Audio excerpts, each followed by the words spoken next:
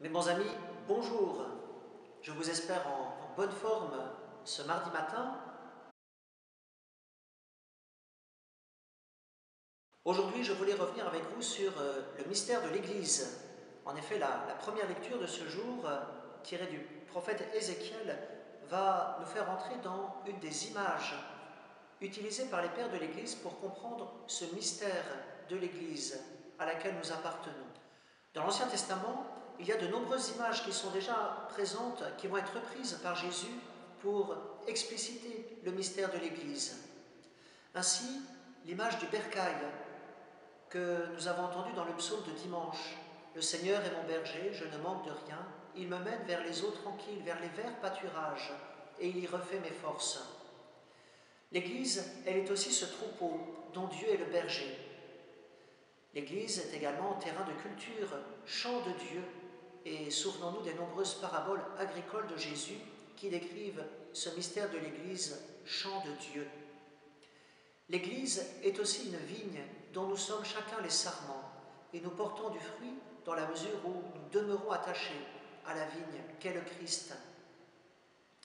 L'Église, enfin, elle est construction de Dieu, maison de Dieu, et chacun de nous, nous sommes membres de cette famille, et nous habitons dans cette maison de Dieu dont l'Esprit Saint est l'hôte principal. L'Église, elle est aussi Temple Saint et Jérusalem céleste, la dimension eschatologique de l'Église, la Jérusalem d'en haut, qui descend du ciel d'auprès de Dieu. Mais ce matin, je voudrais m'attarder sur cette image du prophète Ézéchiel, une maison dont la façade est tournée vers l'Orient, une maison dont l'éclairage principal lui est donné par le soleil du matin. Cette image est importante car elle explique l'orientation de nos églises, ces bâtiments de pierre tournés vers l'Orient, vers le soleil levant. Pour nous, le Christ ressuscité, la lumière nouvelle qui nous fait entrer dans la vie de Dieu. De cette façade orientée jaillit une source que nous pouvons tout d'abord traverser en ayant de l'eau juste jusqu'aux chevilles, puis ensuite jusqu'aux genoux, enfin jusqu'aux reins.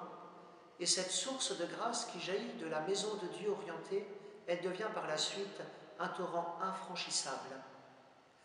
Dans la compréhension architecturale de nos églises, il est important de nous rappeler que bien souvent les baptistères, dont celui de Saint-Jean-Eudes, où je me trouve, sont en général placés au niveau de la porte d'entrée de nos églises, on pourrait dire dans le fond, à l'Occident. Nous entrons par l'Occident, nous plongeons dans les eaux du baptême pour faire en sorte ensuite que toute notre vie soit orientée, illuminée par la résurrection du Christ, la vraie lumière qui vient éclairer notre vie. Le prophète ne triche pas avec nous et il nous rappelle que cette vie orientée, cette vie tournée vers le Christ, elle est à la fois dangereuse et féconde. Dangereuse car elle nous emmène dans des lieux qui nous paraissent être parfois infranchissables, mais aussi féconde. Si nous reprenons les images de cette première lecture, de cette vision d'Ézéchiel, nous voyons qu'il y a de beaux arbres fruitiers qui portent du fruit en abondance, qui sont le long des berges de ce torrent. Et les poissons aussi, ils sont en abondance.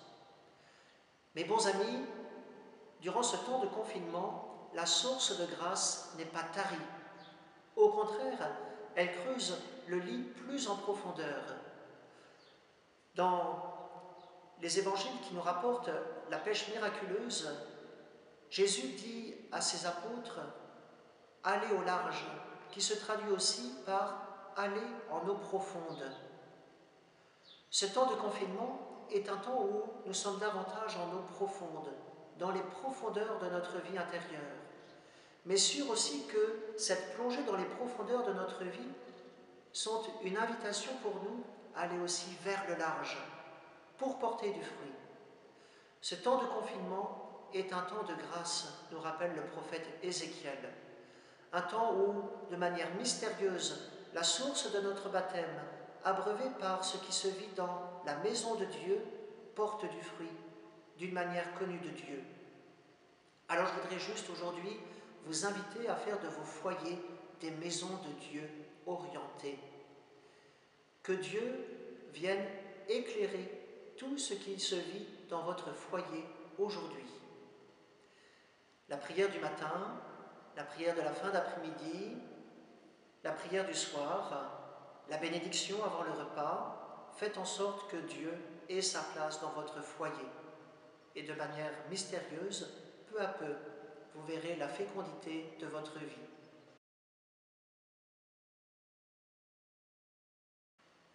Aujourd'hui, je voudrais vous inviter à prier à 3 intentions de prière.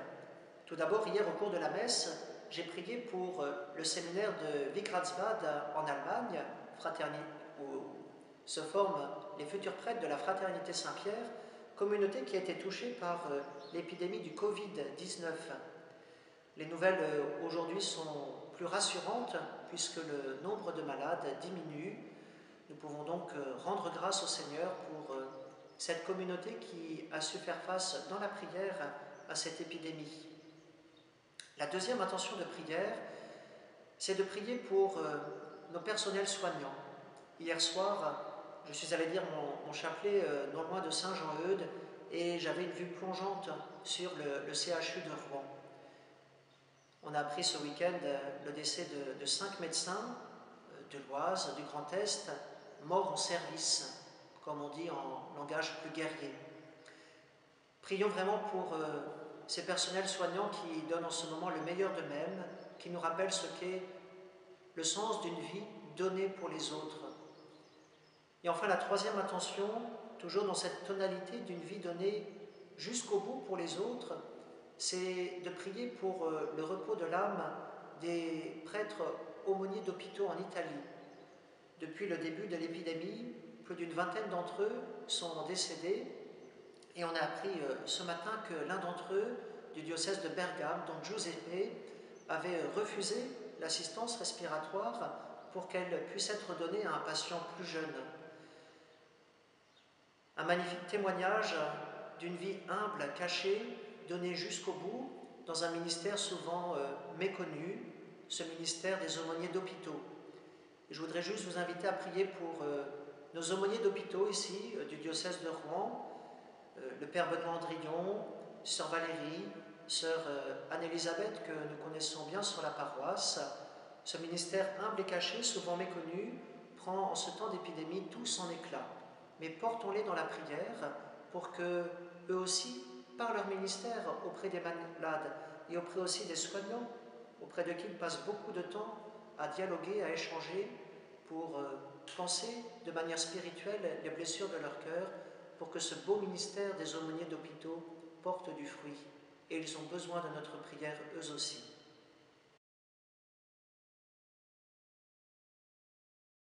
Aujourd'hui, nous nous retrouvons en direct à 2 moments. Tout d'abord à 12h15 pour la messe, avec un premier essai en direct sur la chaîne YouTube de la paroisse.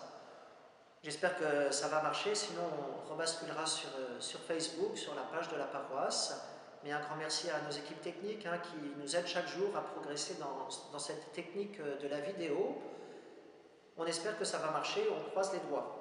Et puis la deuxième chose, je vous propose ce soir à 21h de nous retrouver pour la prière du chapelet.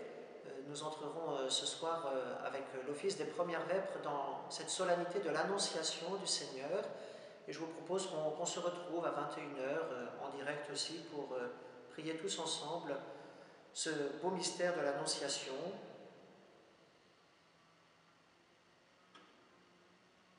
Voilà, puis le deuxième rendez-vous, je vous propose qu'on se retrouve ce soir à 21h pour prier ensemble la prière du chapelet.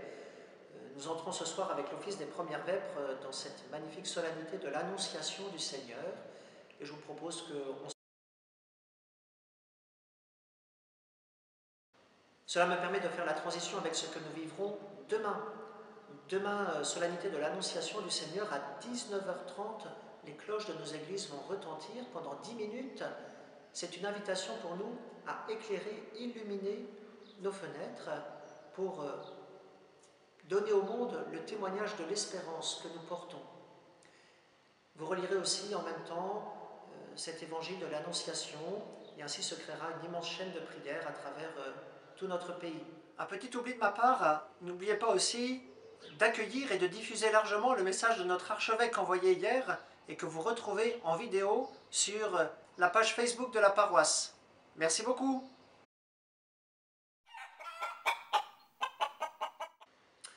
Enfin, la séquence poule de nos jours, ce sont quelques nouvelles de nos enfants de cœur. Voilà, dans une première famille, la découverte des talents avec ces peintures sur acrylique, une grande première pour ces enfants de cœur, et qui envoient généreusement des dessins à la maison de retraite de Boussicot, à Mont-Saint-Aignan, dans laquelle travaille une de leurs proches voisines. Alors un grand merci à eux. Et puis une deuxième séquence plus longue, une très belle carte postale, hein, aussi d'autres de nos enfants de cœur, voilà, très joyeux, très festifs. Et ce sont sur ces images que nous concluons ce temps de retrouvailles quotidien. Je vous souhaite à tous une bonne journée et que Dieu vous bénisse.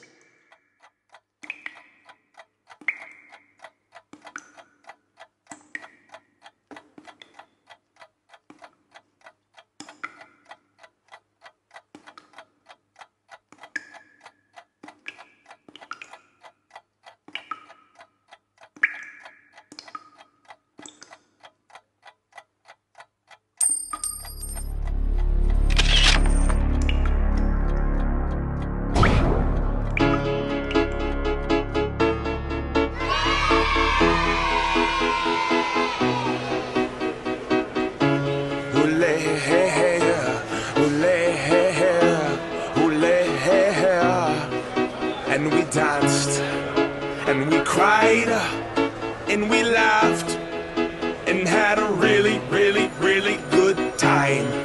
Take my hand, let's have a blast, and remember this moment for the rest of our lives. Our lives, our lives. Oh, oh, oh, oh, oh, oh, oh, oh. Tonight, tonight, tonight, tonight, tonight. Cause tonight's the night, am I right? Dance! Feels like a night for a party. My nature, so naughty. There's a knock on the door, it's the neighbors. Quick cut blocking, we're having a hoedown. You hose down, don't let me pull my hose out. Cause it's big, long, pink, strong. I've been known the times like all night long. Grab my hand, play this song. DJ, save my life, come on. Leave your fear, back off the wall. Free your beat and pussy pop. If you don't have a pussy, pop a cock into a boot tie.